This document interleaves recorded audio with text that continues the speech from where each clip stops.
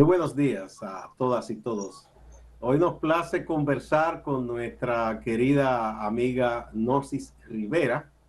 Gnosis es psicóloga profesional. Y además de eso, bueno, yo creo que sobre todo es un gran ser humano. Poeta, aunque ella dice que no, pero yo sospecho que sí por las cosas que escribe y reflexiona. Y una ciudadana de esas que hacen ciudadanía, que construye ciudadanía, que da un paso siempre al frente, que no es indiferente a lo que ocurre en su entorno. Y hemos querido conversar con Gnosis para tener también la visión, todos estos días que hemos conversado sobre esta cuarentena y otros problemas, de alguien, ¿verdad?, que no es médica, no es una política, no es una economista, pero sí una persona que tiene un ojo crítico, que reflexiona mucho. Encantada de estar contigo, Gnosis. Bienvenida a Sí, partir de ahora. lo mismo digo, a partir de ahora, a partir de estas circunstancias que nos mantienen a distancia, dicen que más cerca que nunca, pero eso tiene tantas lecturas, imagínate, en medio de estas circunstancias. Buenos días. Bueno, Gnosis, Ujú. vamos a ver algo. Se habla de la cuarentena en toda parte del mundo y aquí nuestro Sí. país no es la excepción. Ujú. ¿Es lo mismo la cuarentena en todos los sectores sociales?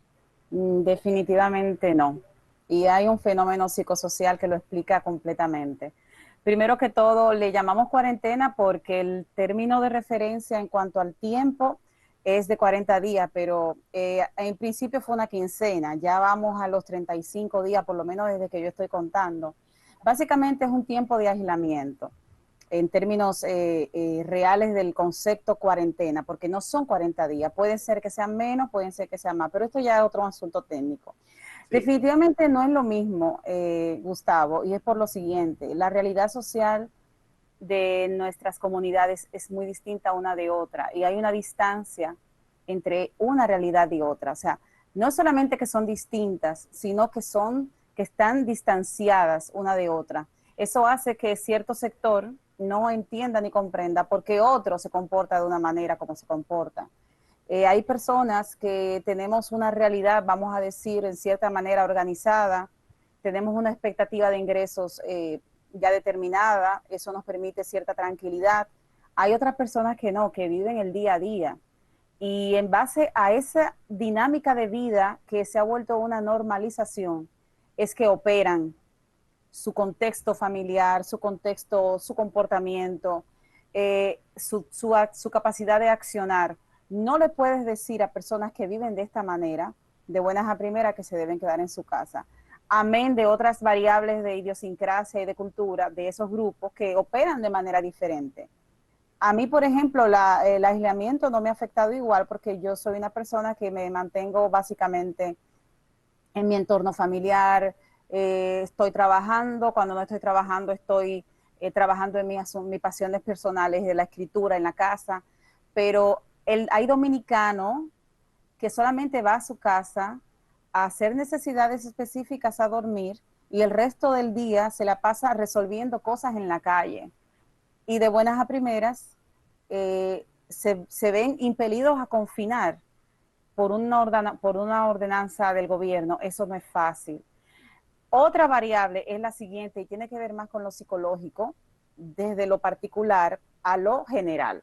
Y es que no es lo mismo estar frente a una situación de riesgo donde tú tienes variables tangibles que puedas apreciar la peligrosidad de esa variable, lo que significa esa situación, versus una situación donde tú observas de buenas a primeras o tiene detalles que te permiten apreciar la vulnerabilidad a la que te enfrentas. Entonces, el virus, vamos a decir, realmente es algo invisible. Tú no puedes ver el virus. Y hay colectivos sociales que mientras no están frente a una realidad grave, que la puedan conectar con él y que puedan decir, yo puedo ser también víctima, no toman medidas. Un ejemplo clásico de eso sería, por ejemplo, si hay una catástrofe de un terremoto, todo el mundo está en una situación tan particular de riesgo y además de que haya normativas que vengan desde el oficial e insten a la ciudadanía a que observen tal o cual comportamiento, la persona está viendo a su alrededor todo el desastre, lo puede ver con sus sentidos, lo puede interiorizar porque tiene la simbología del desastre. En cuanto al coronavirus, tú no estás viendo el virus, no estás, si vas al supermercado, tú simplemente ves el grupo de personas con cierta distancia, te enteras de las muertes por las noticias, si decides ver noticias, pero en realidad, de manera micro, de lo particular, desde mi realidad, yo no observo el riesgo. Yo tengo una idea del riesgo, tomo medidas porque puedo observar las instrucciones del oficialismo, pero yo no estoy viendo el riesgo realmente, tangiblemente. Y eso va a operar proporcionalmente a los niveles de educación que tenga la población.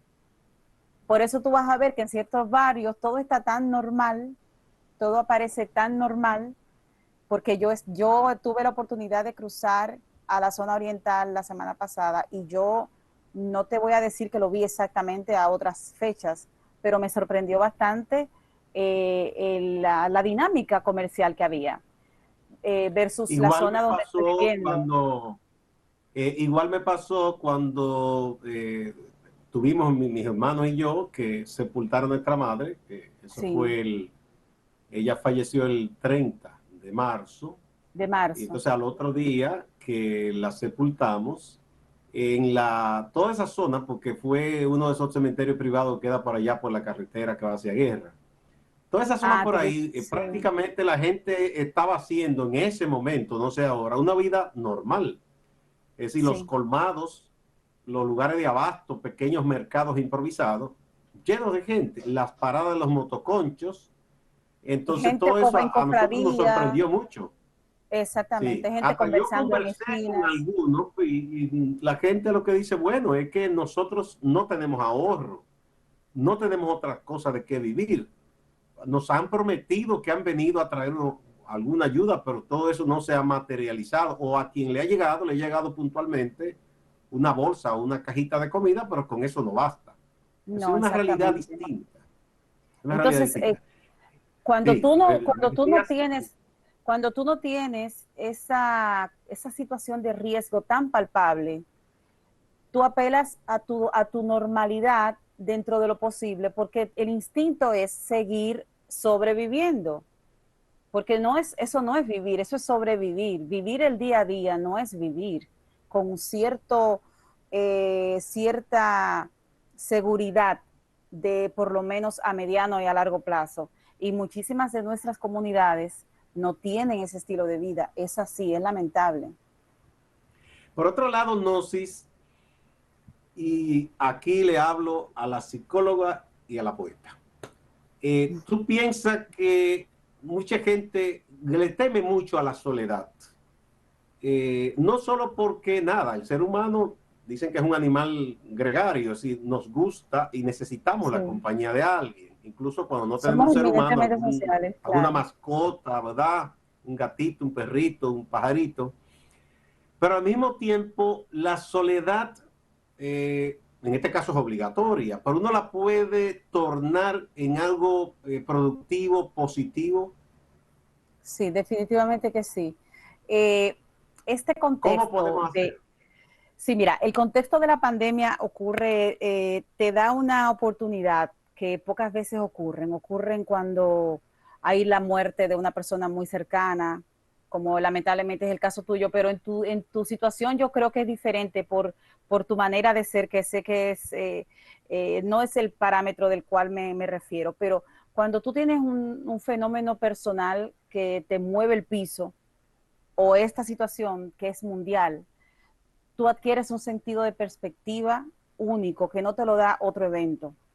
¿Qué vale ese sentido de perspectiva? La valoración de ciertas variables de las que dispones, que probablemente la diste por sentadas, la condición, por ejemplo, de tener un techo, de tener alimento en la nevera, de tener libros para poder leer y decir, bueno, este es el momento, o de agradecer, o de contemplar esas cosas que tienes, de recordar personas que probablemente tenías tiempo sin compartir con ellas, porque hemos llevado una vida de mucha prisa, de la cual nos quejábamos bastante, pero ahora esa tediosidad cotidiana la echamos mucho de menos. Entonces, esta situación sí o sí te lleva a ver todo eso con una mirada diferente, pero eso va a depender de ti, porque la pandemia no te va a decir, mira, encuéntrate con tu propio ser, mira, reflexiona, mira, lee.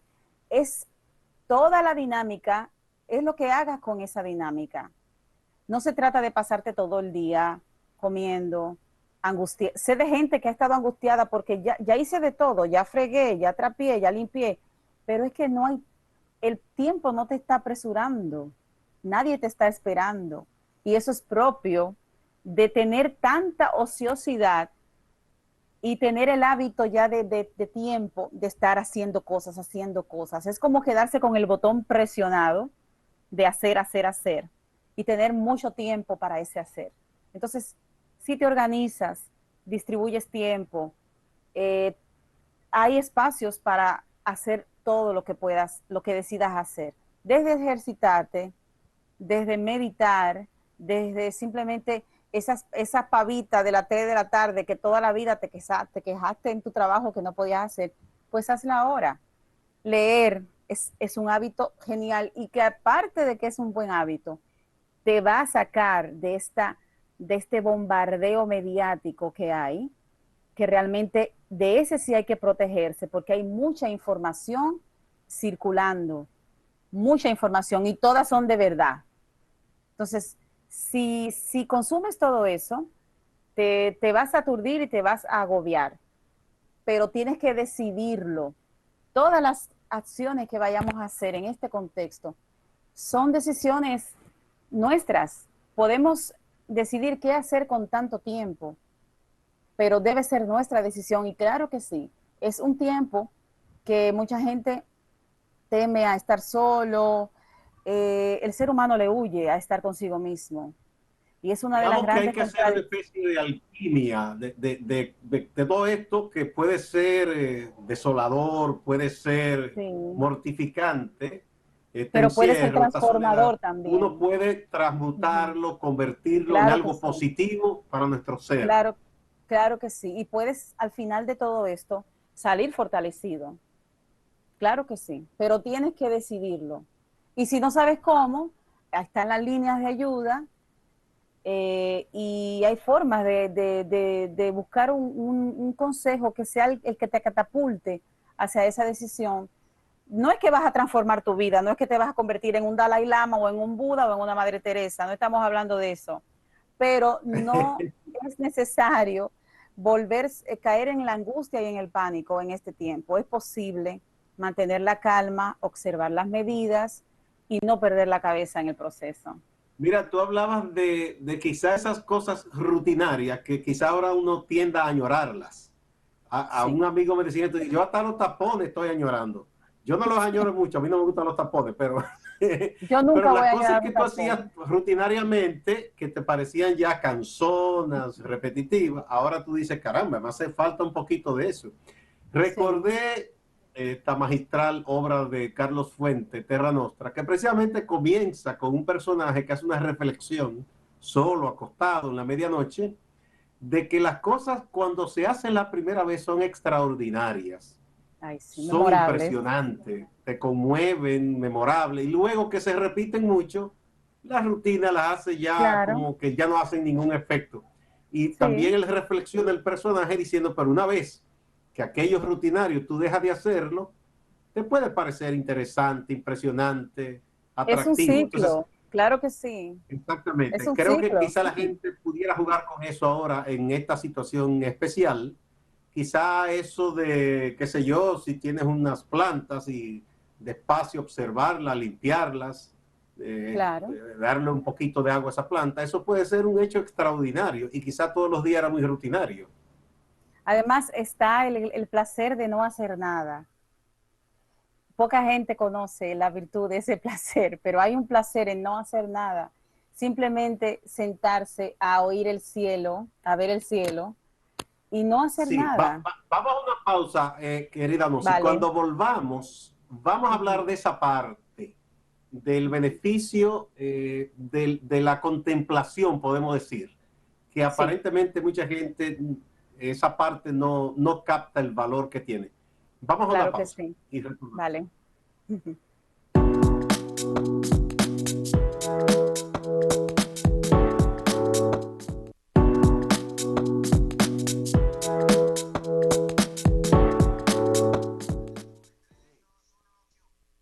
Continuamos conversando con Gnosis Rivera, psicóloga, yo digo que poeta y filósofo, aunque ella me dice que no. Y sobre todo una ciudadana muy activa, que siempre está pendiente de lo que ocurre en el país. Gnosis, entonces, para ir cerrando esta parte de esa reflexión, de esa parte un poco más de nuestra subjetividad en esta situación que estamos viviendo, el hecho de que la gente pueda en un momento dado decir, voy a gozarme el ocio, quizás el vacío de pensamiento, vamos a contemplar, déjame descansar sin tiempo, sin meta, pensar un poco, ¿eso es saludable para el ser humano hacerlo? Sí, no solamente saludable, sino que necesario. Mira, en neurociencia se ha investigado mucho de lo que ocurre con el cerebro cuando está en proceso de meditación y se ha establecido la similitud de la meditación con la contemplación. Se han hecho estudios con grupos de personas que observan el mar y las partes del cerebro que se activan y personas que están meditando, se activa la misma parte del cerebro. Es como estar sin pensamiento, vaciar la mente, lo cual es imposible porque la mente nunca está vacía. Pero cuando estás contemplando, vamos a decir, en este contexto, te estás sentada en la galería, en la mecedora, todos los días dedicarle 10 minutos a eso, 15 minutos a eso.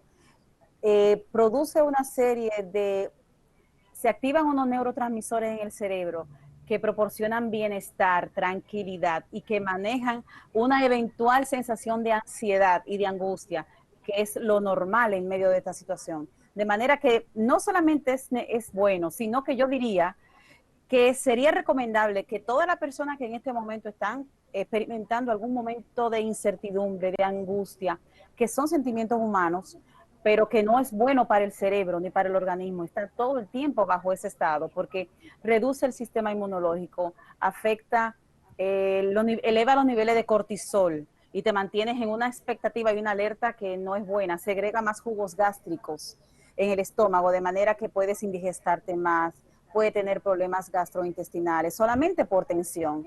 Que diario se permitan esa actividad de no hacer nada, de quedarse en una mecedora, en una silla, mirando el viento, mirando el aire. Eso su cerebro se lo va a agradecer mucho, aunque no se den cuenta, se lo va a agradecer. Y capaz, y al finalizar todo esto, se encuentran con el hábito ya instalado de diario, dedicarse un tiempito a no hacer nada. Ese sería un excelente resultado de esto que estamos Sí, viviendo. sí.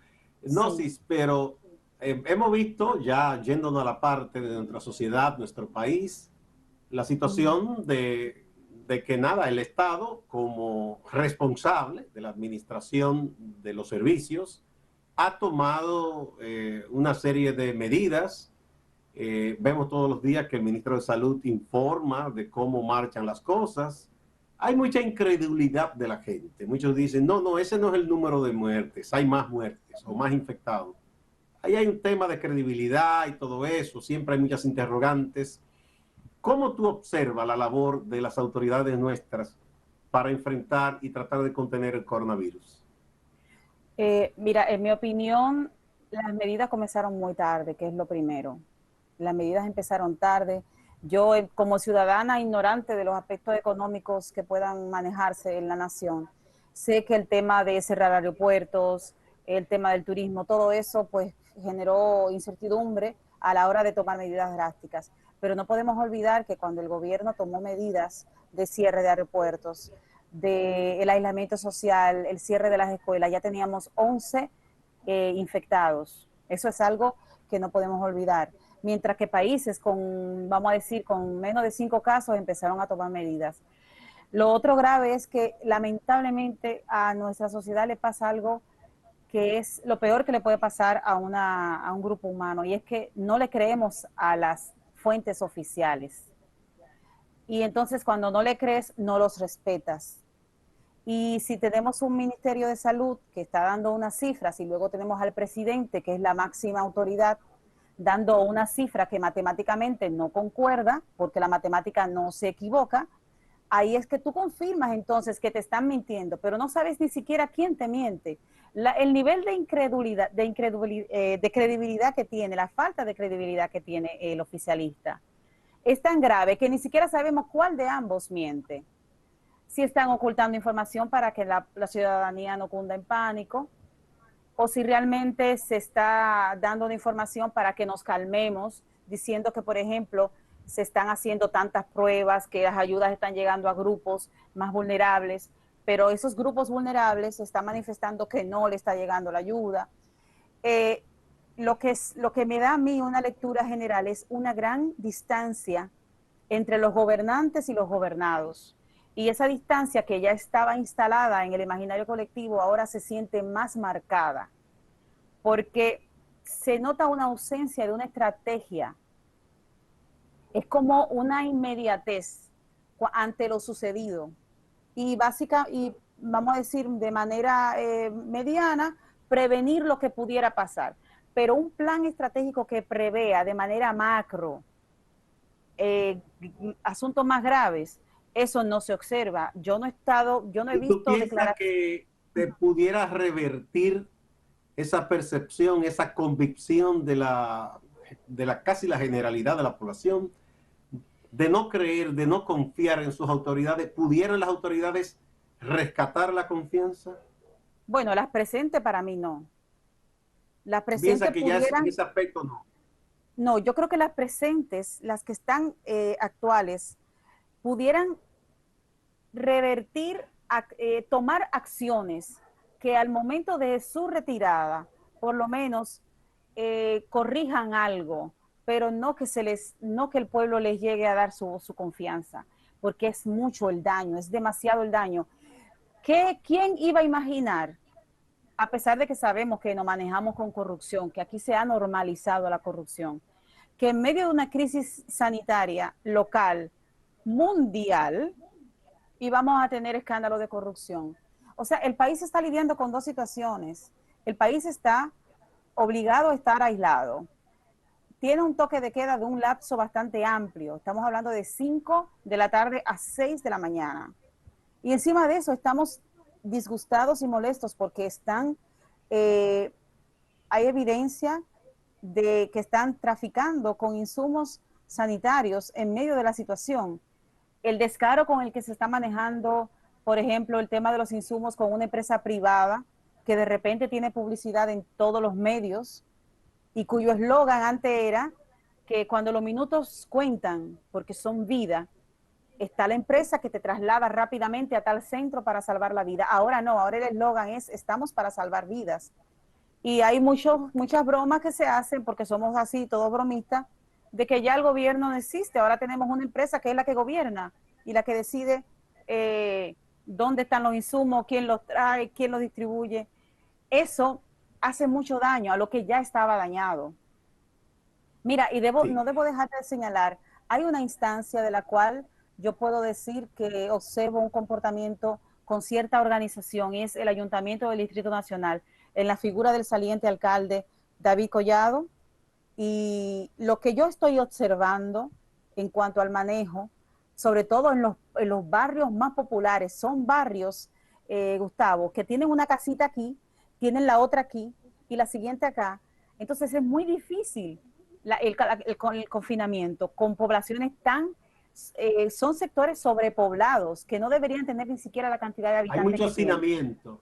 Bastante hacinamiento. Lo que lo divide a veces de una casa a otra es un callejón, cuando no es que la pared tuya de tu sala es mi habitación, la pared de mi habitación.